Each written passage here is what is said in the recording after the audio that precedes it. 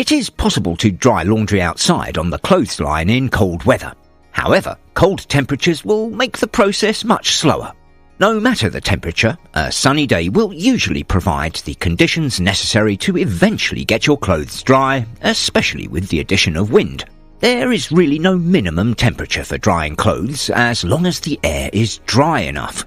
Even in freezing temperatures, your clothes will dry eventually.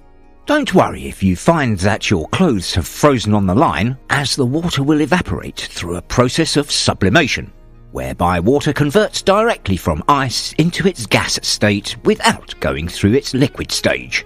Humidity is where things get tricky. For evaporation to occur, the air around your clothes needs to be drier than your clothes themselves. Unfortunately, here in the UK, winters are typically damp and rainy, making the process slower again. While drying your clothes inside your home may seem like a convenient solution to winter weather, it can pose some health risks to both your family and your house, especially if you don't have a tumble dryer.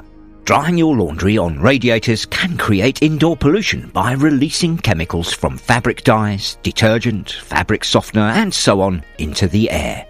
Drying clothes inside also releases water into the air, increasing humidity and contributing to damp and mould. There are a few things you can do to make indoor drying safer, such as buying a dehumidifier and placing it near your laundry, drying clothes in a well-ventilated part of your home, and minimising your use of chemical laundry detergents and fabric softeners. You can also combine outside and inside drying by putting your clothes out for a few hours before bringing them in to finish drying. I hope this video has helped. Don't forget to subscribe for more laundry, washing machine and home care tips. Thanks for watching.